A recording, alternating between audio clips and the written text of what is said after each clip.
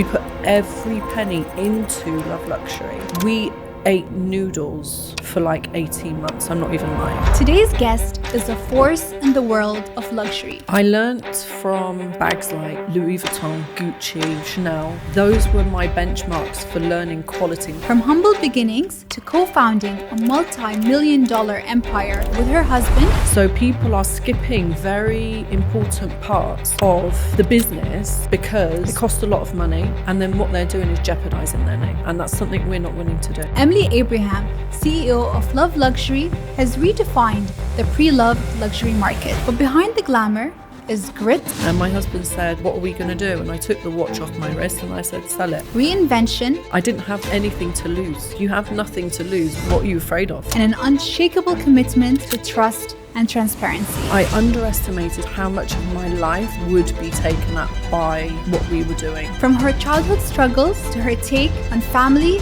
faith, and fakes, we're going all in.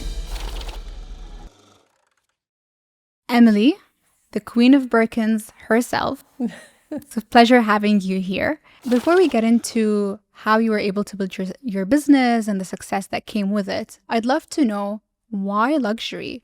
What inspired you to start Love Luxury to begin with? So luxury is something that will always be a tangible asset, something people always want to either aspire to have or they just want to have in their life, whether it's because they are working towards it or whether they are at that place in their life. So luxury for me was just the natural progression of where we were.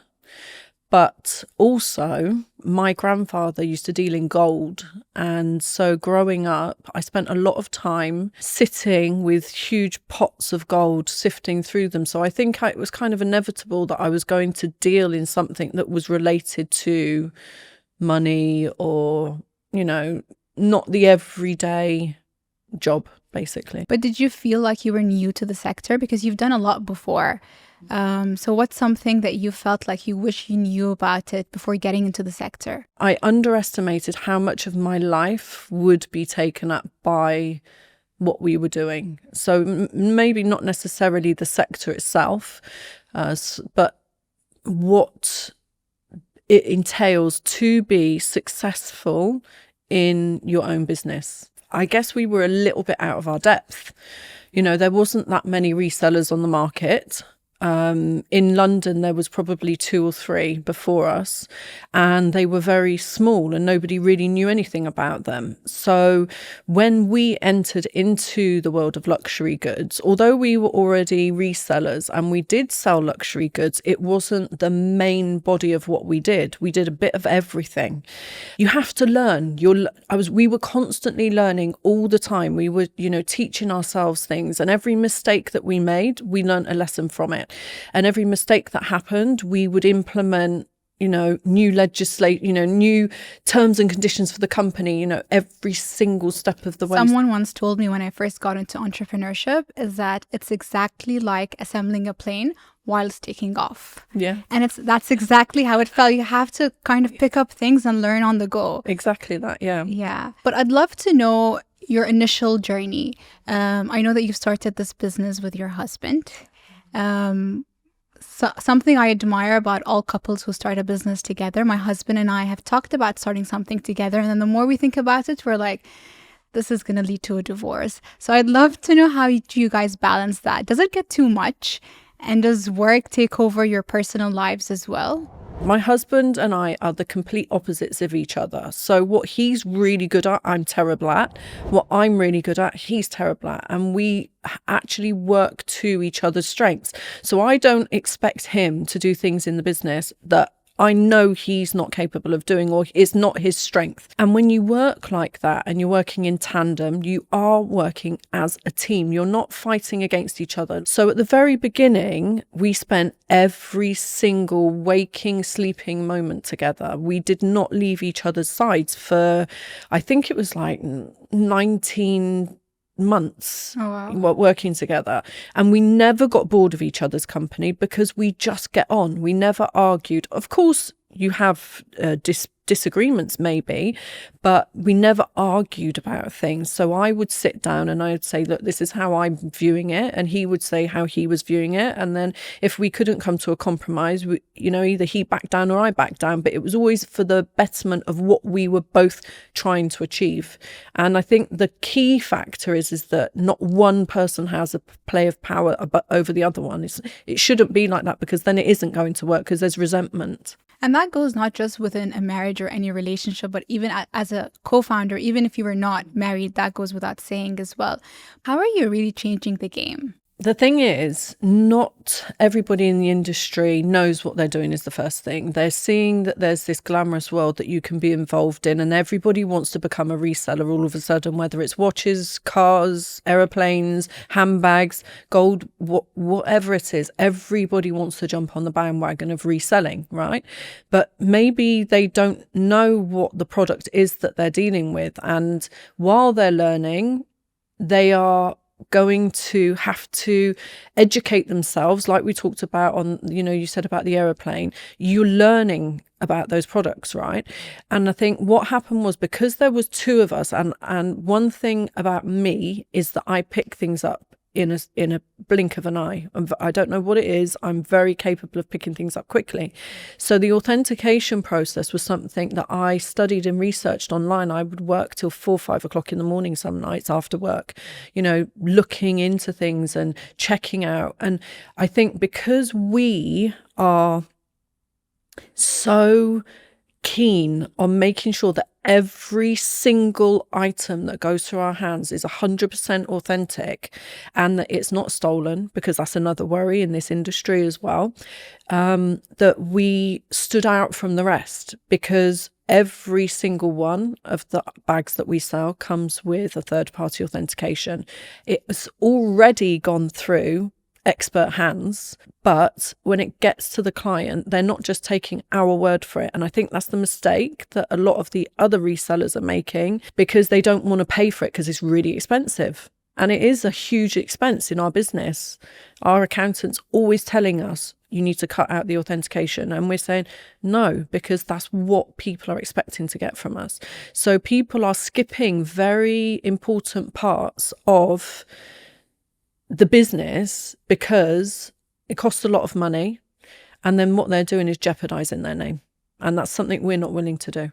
And I mean, the whole like, the brand is built on trust and transparency, right? And if you stop that, then people won't trust you anymore. But I'm curious to know, what's the authentication process? How can we tell between a real Hermès than a fake one? How were you able to pick up that skill? Did you know that before starting your business? No, I didn't.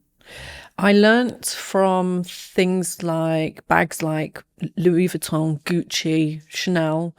Those were my benchmarks for learning quality. My husband already had a background in quality control, right? That's what he did in China with his father. So he already knew that, if a rivet is scratchy, then it's probably fake. Where I didn't know that, so I had to learn these things. Fonts, just the feel of something, the smell of something, how the finish of a zip, these little aspects that if you're looking at the whole thing, you may not see it, but it's when you're looking at things really in depth and so closely that's how you learn. So I learned with the lower end pieces, because you'd see a lot of fakes and you'd see a lot of real items. And so when you then move on to Chanel's and Hermes, you're seeing the same things but even higher quality. So the fake ones just don't quite cut the mark. That's the truth. They don't. Emily, a birdie told me you brought a showstopper to the set today. I did, yeah. You take it out. Can we have a look? I'll put my gloves on. Obviously, we don't touch any of the bags without gloves on, but this one we have to be super specially careful with. Even the gloves look fancy. Well, they're the Love Luxury gloves. They're not mine, they're the securities, but they're huge. So this is a very special piece. It comes in a blue box. It comes in a blue box and a blue bag, and this is a Birkin 30 Himalaya. This is solid white gold, the best quality diamonds, and every piece of hardware on this bag, apart from the feet, has a serial number on it. Oh, wow. Each serial number is different as well. They're not matching. So each piece has its own serial number. How much does this bag cost? So from Love Luxury, this bag is 1.55 million dirhams. Wow. So if anyone's looking for a 1.55 million dirhams bag, Yes, you know where to go. exactly. They come to Love Luxury for sure. But this is just like a testament to the quality that Hermès make. And even if you got something that looks similar in China, it's never going to be the same. These are given to people, I don't know, that they might have a collection of 200 bags themselves, and then this would be the ultimate piece at the end of the collection. So it's not something that's just given out willy-nilly, and I think that they make 1 or 2 of them a year from recollection. Is very, very small amount of them. And just imagine if you're crafting this, how careful you have to be with the stitching, not to make any marks on it. You know, these are not easy pieces to make, but they are very beautiful. For any of the young entrepreneurs listening to us, how is it easy to learn the trick of the trade in whatever industry that they're in? I think for me, a young entrepreneur that wants to get into any field, my advice is always find the best, copy them, but do it better. And the way you do that is by checking out their business and seeing the mistakes that they're making. And that's the way that you're going to become better. Yeah, that's the way to do it. 100%. Just find something that you can be better at than the next person. It's not the bags themselves. It's providing the service that people know that these are genuine pieces. That's what I'm passionate about. Speaking on passion, Yeah. because if you ask me this question, I would say, yes, find something you're passionate about. But then I get questioned on that. There are people telling me, but are people that create like the plastic bottles or the caps for the plastic bottles, are they passionate about that? No, but they saw an opportunity and they're banking now, right? Do you think it's a woman's thing? Because a lot of the pushback I get on being passionate is probably from my male entrepreneurs that I see around. Is it a woman thing that we need to be passionate or we need to find purpose in what we're doing? Probably because men think very differently to us as women. They view things analytically. They don't see things the way we see things. So a man can look at an idea and want to do it because he knows that it's going to make him money. He may not love the product. He may not even like the business or anything about it, but he can see that, you know, this is going to make him a load of money. Where I think I can only speak for myself, right? I can't speak for every woman. I can't speak for any guy, you know, any men. But I know that me, if I want to break through my glass ceilings, I have to be passionate about that product, but not to the point where I can't walk away from it. I have to be able to say, I've done my part. The business is doing really well. Now I need to move on to something else. And it's being able to do that, which is men are very, very good at doing that, right? Men are very good in general at finding a baby, growing it, making it successful, getting the team in place, and then moving on to the next baby. But that's the key to being successful. You can't be in the same spot all the time. You have to be able to assess, make sure it's running right, and then move on to something else. Love Luxury is 100% privately owned. So I'd love to know, have you guys considered getting external investors? Looking back, would you change that? Or are you happy with the decision of being 100% privately owned? So yeah, you're right. We are 100% privately owned. And we have looked into getting investors in the past. We did at the very beginning. When we took off, we grew really quickly, and there was a point where we were thinking, maybe we need some investment here. Maybe we do. But when you take investment, you're also giving something away. It's not just as simple as someone coming in and saying, there's a pot of money, there you go, do what you want with it. You're giving away part of the control of your company, the power. Somebody else has to be on the decision-making processes. And also you're giving away some of your profits too. You're giving away a percentage of your company and a percentage of your profits. So for us, it wasn't in the long run something that we wanted to do.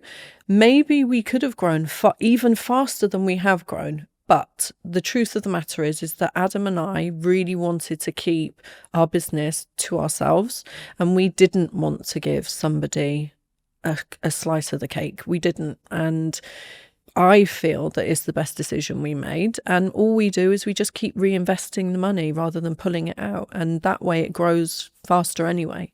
An external investment isn't much needed for all business models.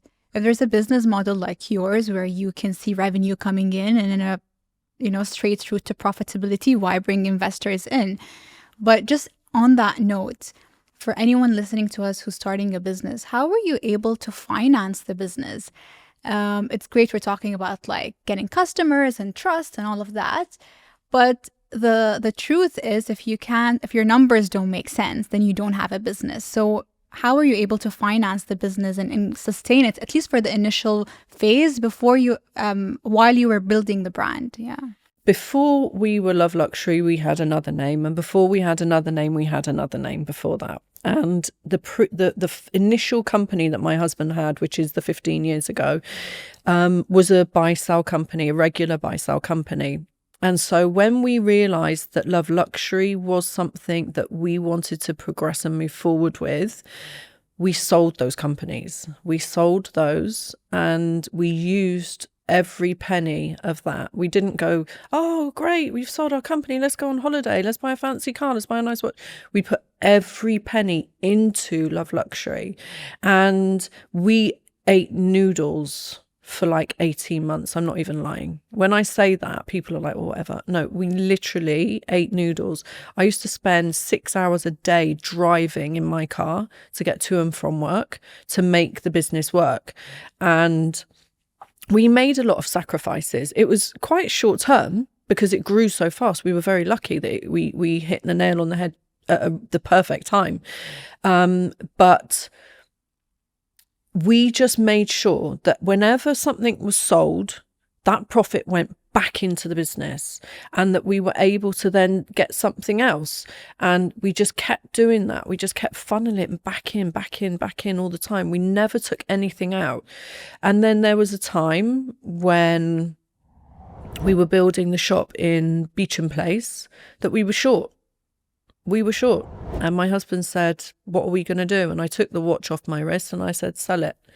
And so it was the ability to be able to part with the worldly goods and the things that we were holding on to that enabled us to progress in the business. I had no problem taking that watch off my wrist, and I didn't replace it until my husband bought me this one. So, it was not a problem for me. Speaking of faith, it's something we don't hear a lot about in a business landscape. How has faith played a role in your entrepreneurial journey and life overall? Yeah, it's that having that 100% faith that if you're doing things right, no matter how bad it feels at that moment, it's going to work out. There's always going to be that light at the end of the tunnel, and with hardship comes ease. So I think I've always been a person who really believes that there is a God. I always believed that I had a greater destination, things were going to be better for me in the long run. How did your relationship with money change? It hasn't. It hasn't. I wasn't, I've just made $8,000. Oh, I'm going to spend half of it. I didn't ever think like that. And I'm still the same now. I would rather reinvest the money back into the business, or if I get my pot of money, I'm saving half of that every month. So I'm still exactly the same as I was before. I've just got more of it. I'll challenge you on that. Go on. I know with managing money, you might have not changed. But in terms of you thinking about money, when with someone just trying to get by, they're scared that they're going to lose it. It's a very completely different mindset from I'm going to take a risk and I'm going to put everything back into the business. Don't you think that there is a difference between when you're getting by and now growing and scaling a business? But you think differently to me, because when I was broke, so you just said someone would be scared. I didn't have anything to lose. If you have nothing to lose, what are you afraid of? You know, and I'm still the same now. I don't have anything to lose because everything needs to be put back into the business. So I didn't have that mindset. I was never afraid of losing money because I never had anything anyway. I think if not now, I'm probably more likely to be afraid of losing what I've got, more trepidatious with finances when it comes to being stupid or, you know, like worrying, is the market going to shift? If the market shifts, what are we going to do? Speaking of the markets shifting, Yes. There's been a lot of talk of, we have to mention I knew you were going to say this. Chinese manufacturers coming forward and allegedly revealing that most of the luxury goods are being manufactured in China for a fraction of the price. How do you see this impacting not only your business, but the market overall? So for us as a business, I don't think it's really going to have much of an impact, truthfully, because I think everybody who earns enough to buy a Birkin knows that that's not true, truthfully. People who don't earn enough to buy a Birkin might question it. Yeah. But also, let's look at it realistically. How much does a bottle of, I don't know, how much does it cost to bottle some water? Pennies, right? It costs pennies to bottle water, but we're selling it at maybe 200, 300, 400 times what it costs. It's business. That is how business is. Who would, I mean, we did because we're stupid, but who would go into a business where you're only making 17% profit, 20% profit? That's what the business we're in. That's what it is. But the reality is, if you're manufacturing something, who in their right mind would manufacture something that you can only make, if it costs you 50 quid, you're making £5 on it? This doesn't make business sense. So yes, it may have prevented people who thought they were going to buy luxury goods from buying. Now they're going to go straight to China and they're going to buy the fakes because they're not real, they're fake. Yeah.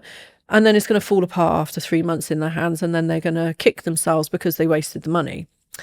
But the people who know about brands and have the common sense to think, well, actually, yeah, that's business. That's what business is. But Emily, it is so confusing because when, like, as a user looking at on social media, just scrolling through, we're seeing these Chinese manufacturers showing the leather, proper leather with proper stitching. I mean, I haven't seen it in person, but the quality in the videos, they look really good. And then you have people on YouTube breaking apart the real bags and being like, actually, this only costs, X amount, 10% of what you're actually paying. So I'm just confused. I'm seeing these Chinese manufacturers actually showing craftsmanship, and these bigger brands, they're not coming forward as well. They're not being transparent.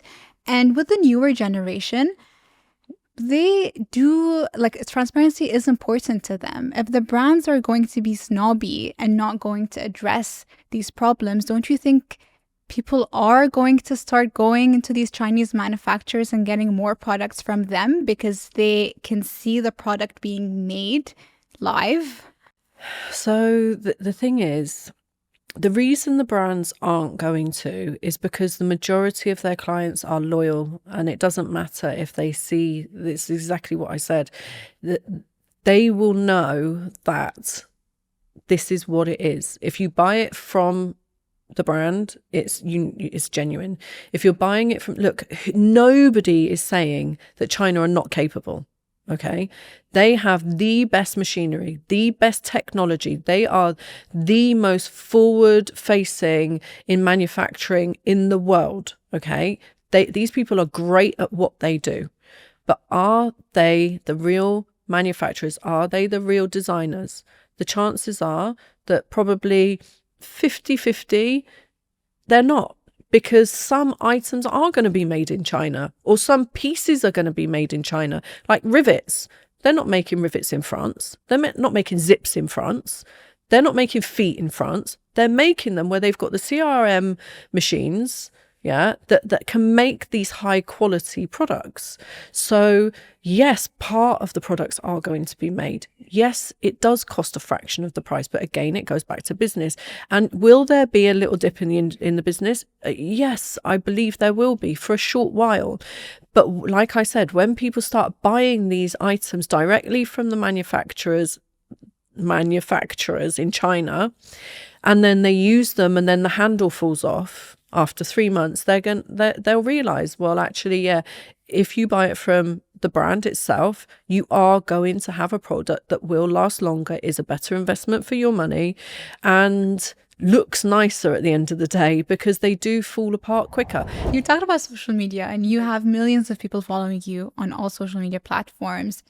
You've built such a big social media presence, but this doesn't always equal to real business growth. How are you able to crack that? What's the secret behind it? You're 100% right. We have 3.7 million on TikTok now, I believe, nearly 800,000 on Instagram, and I can't remember how many on YouTube. I don't really check it, but it's a huge amount of following. And of course, we're not selling to every single person that's following us. They just enjoy our content, which is great. We appreciate that. But what happens is word of mouth. TikTok is for kids. We all know that. Obviously people of my generation are on there too, and older maybe, but it's for the younger generation. So those younger generation are hearing their parents' conversations. Their mum saying, oh, I'd like to invest in a Birkin. Oh, mum, watch these people. Do you know how many stories we've had of people that have come in because their child has shown them us on TikTok? And they're saying, look, they've got 3 or however many millions of followers. They're really trusted. They're like the worldly. And then the parents will come to us and buy from us. We're not doing our social media for the vast majority. We're very aware of that. But we are doing it for the few who are then telling their mums, their aunts, their tetas, everybody who they know, buy from Love Luxury. And then when they're young, who are they going to buy from? I mean, those youngsters, when they're older, who are they going to buy from? They're going to come to Love Luxury. What is a jaw-dropping sales that you've made that even made you be like, wait, did that just happen? How much was it?